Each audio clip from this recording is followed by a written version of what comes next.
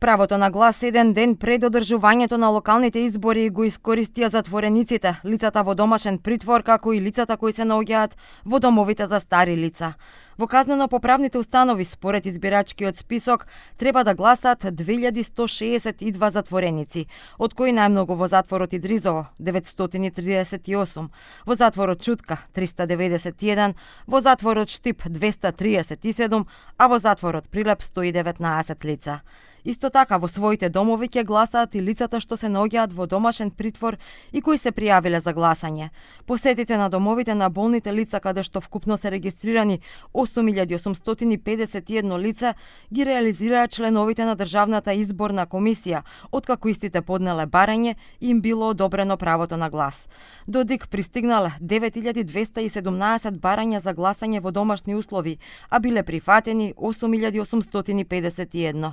Во домовите за стари лица бројот на гласачи е 442 лица наместо 450, бидејќи бројката е намалена за 8. Во текот на утрешниот ден на 19 октомври ќе се одржат 8-те локални избори од независноста на државата и 4 на кои се избираат градоначалници и членови на општинските совети во 80 општини и во град Скопје.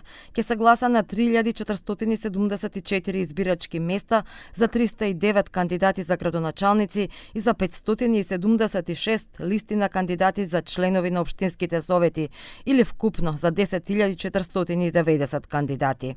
На изборите учествуваат 22 партии, 19 коалиции и 119 групи на граѓани, односно независни кандидатури. Најмногу кандидати за градоначалник има во град Скопје, 16. Право на глас на локалните избори имаат 1.832.415 граѓани, од кои 1.717.803 се во земјата, додека останатите 112.000 се регистрирани во посебниот избирачки список на лица кои се иселени од државата.